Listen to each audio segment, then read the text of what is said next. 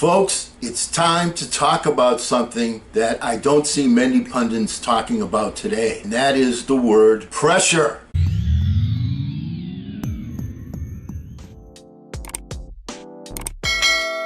Hello again, everyone. I'm Eli's dad with Project Eli, where we educate, we lead, we inspire. And what inspired me to talk about pressure today is last night I was watching a basketball game, and I saw, and it was a playoff, an NBA playoff game, and so on national television. So certainly there's pressure on the players. But hey, they've been on national TV before, so and they've been on the big stage. They know how to handle it, right? They're being paid millions of dollars. They know how to handle it, right? Well, when I was watching the game, I saw that wasn't right. As a matter of fact, I knew that before, but I was reminded by watching this game. In this particular game, one of the teams was behind by 26 points. Or let's put it differently.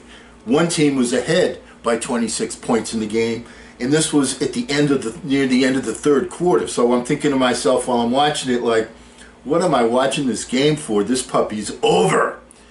And then I took a break. I came back and I'm looking at the final few minutes, and they've got the lead down to like 7 or 8. I say, well, maybe it's going to be interesting. There's 3 or 4 minutes left. And the team that had been ahead by 26 points just folded at the end. And you see that happen, in sports. New England Patriots watched the Atlanta Falcons fold. They won a Super Bowl that way. But in this particular instance, what happened was I'm watching the ball being passed from player to player on the team that was ahead by 26 points, and nobody wanted to shoot the ball. They all could feel the pressure of the game, of a playoff game, of a big-time playoff game. And I've experienced that myself. One of the stories I told on this channel was when I was a junior in high school, in like the second game where when I was a starter on the team, and with 4 seconds left, we were behind by a couple of points. I get past the ball. I was in a pretty decent position, but I did not take the shot. I passed off to somebody else, someone more experienced. The guy took the shot at the end, and everybody looked at me like, why didn't you take the shot? You had the shot. Okay, that's what pressure is all about, is being able to perform under pressure. So I thought what I would do is I'd take a look at some quotes and make some comments on some quotes. And this is some really, really good stuff. So let's get right to it. Pressure is a word that is misused in our vocabulary. When you start thinking of pressure, it's because you've started to think of failure. And that's from that sage of sages, Tommy Lasorda, former coach of the Los Angeles Dodgers, a very successful manager of the Dodgers. What are we saying there? If you start to think of failure, that begins to come into play. It's as simple as that. If when you're in that moment, the big moment, and you start thinking about you have to have that positive attitude to keep you going. A lot of things about pressure are related to attitude. We're going to talk about those as we go along. Here's one that everybody knows. There were a zillion quotes like this. I just took this one because it was real simple. No pressure, no diamonds. All right, you take a piece of coal, yeah, you have a piece of coal, but as anybody that's ever watched Superman knows that when he takes that piece of coal and he pressurizes it, he makes a diamond out of it. So in order to create a diamond, there has to be some pressure. Simple as that. Pressure is something you feel when you don't know what the hell you're doing. And that's from Hall of Fame quarterback Peyton Manning. And boy, is that true. If you find yourself in a situation, as an example, I am kind of well known in my inner circle of friends to be about the least capable person as far as automotive expertise is concerned. A flat tire scares me. Pulling the jack out of the trunk scares me. Where's the jack? How do I find it? How do I get it? All of those little simple things that I don't know, that I'm not prepared to do. Thank goodness for, emergency road service, because I would be in a world of hurt without that. But you feel pressure from things that you don't know. You feel pressure from things that you don't know. So learn more things. Pressure is a privilege. It only comes to those who earn it. And that's from tennis great Billie Jean King. But boy, is that true. The first time I heard pressure is a privilege was from my major mentor, Mr. Bob Anderson, who said, look, you're the guy that's running this office, or you're the guy that's running this section of the country. When things don't go well, the people that are in the ivory tower want answers, and guess what? They're not going to go to the guy that's on the line and say, hey, why aren't you performing? They're going to go to you. You were put in that position to run that office or that group of offices because the rumor was you had some skills. So if you're not doing the things to produce the results, that's where the pressure comes in. And there is no pressure. The guy on the line, he doesn't feel the pressure when there's no big success. The pressure is a privilege. You only will feel that pressure when you are privileged to receive it. So if you look at pressure as a privilege, instead of saying, oh no, pressure, pressure, say, okay, here's a challenge that I must overcome. Once again, it's mindset. What is the challenge that I must overcome? Pressure has the power to create a diamond, but it has to be the right pressure. And that's from a lady named Shannon L. Alder. I'm assuming Shannon's a lady. And that's so true. You see all the time parents putting pressure on their kids, bosses putting pressure on their employees, but they don't do it the right way. There's a right way and a wrong way to apply that kind of a pressure. You know, one of the things that when I was first studying leadership, when I was first studying success, was I'm reading these different books. You know, I'm at the time that I was, doing this study myself, I was living in Bob Anderson's house in Florida. He invited me to come down, and with him and his wife, I'm living there. He's working with me personally, and one of the things every morning at breakfast, he would find something that I would say an off-the-cuff remark and just wham on me. I'd see the vein in his neck come out, and I would say to myself, uh-oh, here it comes. All right, and then he would explain something to me in not necessarily soft tones, even right at the breakfast table. We didn't, the people knew us and where we'd go for breakfast every morning. But he would yell at me, and when he would do that, I would feel some pressure.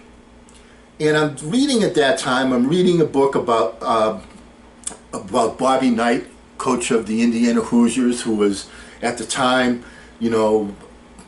recognized as a super basketball coach, and Bill Parcells, who was recognized as a super football coach. I was reading, biographies about those guys, and then all of a sudden I had an aha moment, and I thought to myself, what makes them successful leaders? What makes Bob Anderson a successful leader?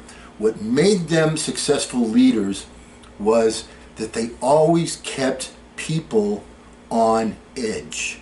When they walked into the room, you made sure that your tie was straight, your shoes were shined, you were sitting up straight, that you were doing the little things. They kept you on edge. Much the same way as when you were in grade school, you would have some teachers that were easygoing, and then you'd have that strict teacher. For us, it was Mrs. Mellis, all right, 8th grade, math teacher.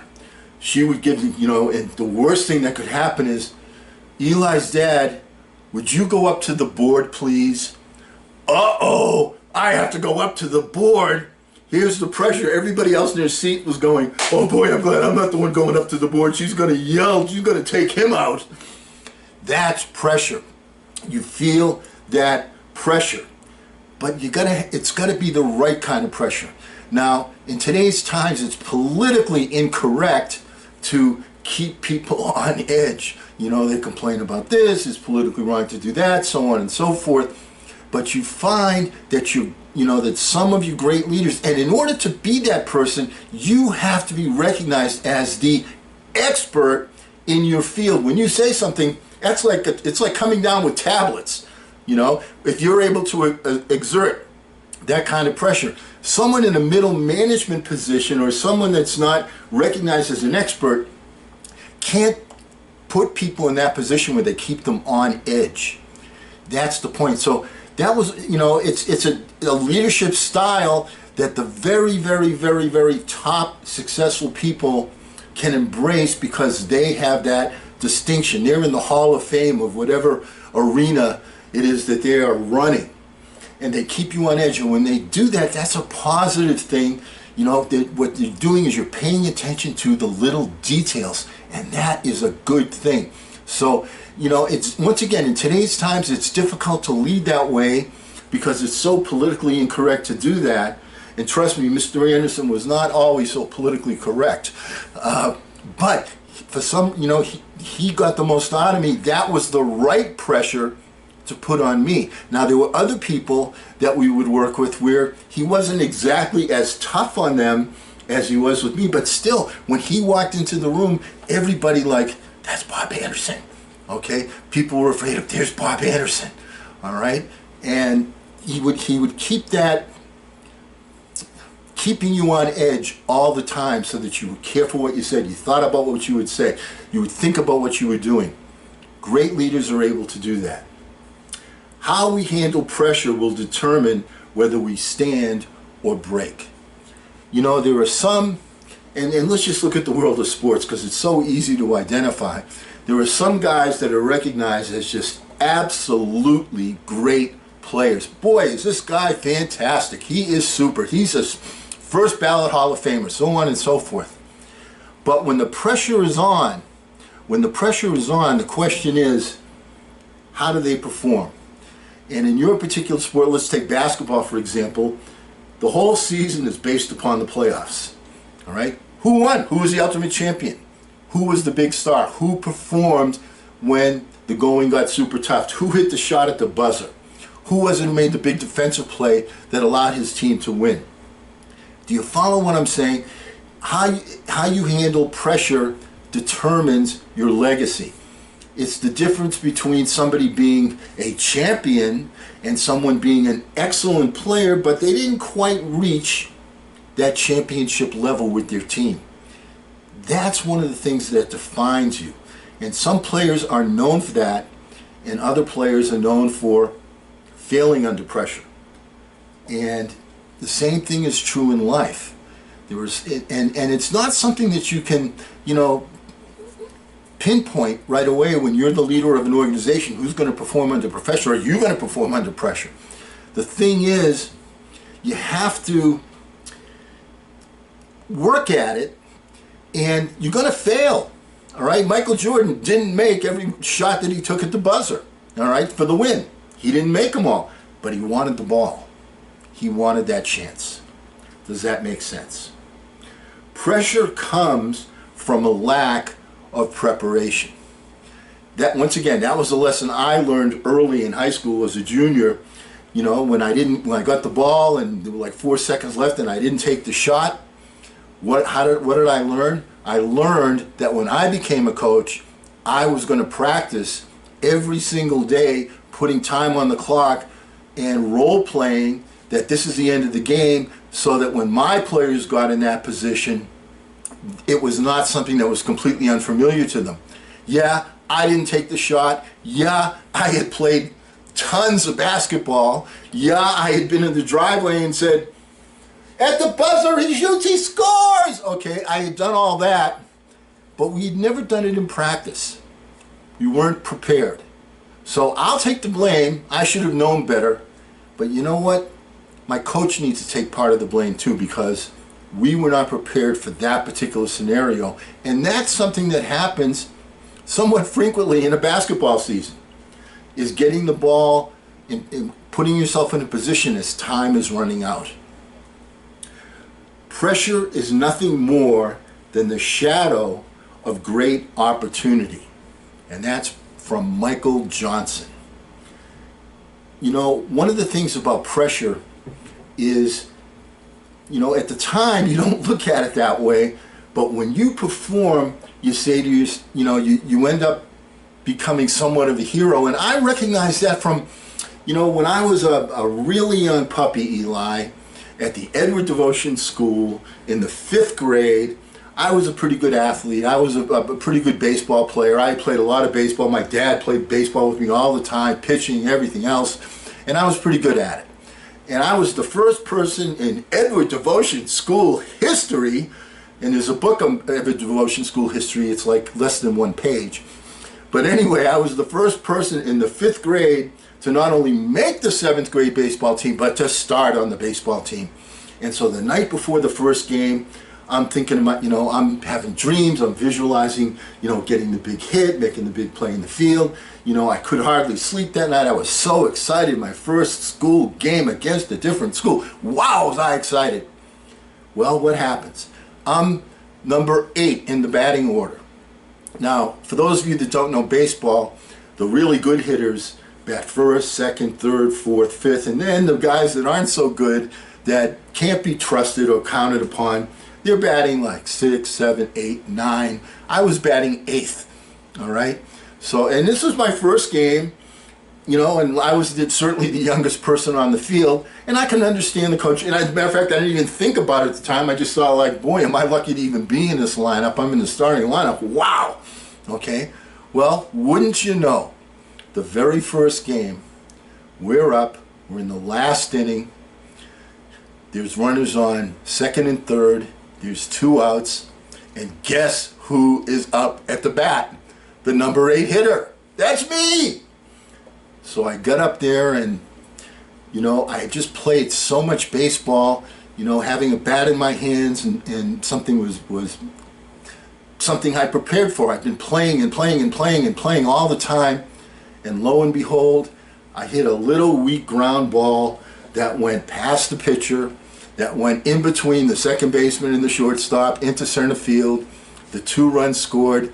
We won the game.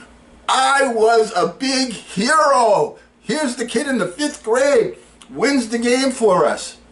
Next game, I was batting 2nd. All right. So apparently my stock had increased. But my point, and keep in mind that I'm like 50-something years old right now. I'm an old guy, and I still remember that like it was yesterday. That was pressure. That was performing under pressure. But the whole thing is, you have to be prepared for it. I was prepared. And when you perform under pressure, it's the shadow of great opportunity. Next time we get together, we're going to talk a little more about pressure. But always remember, don't ration the passion, fashion the passion. I'm Eli's dad.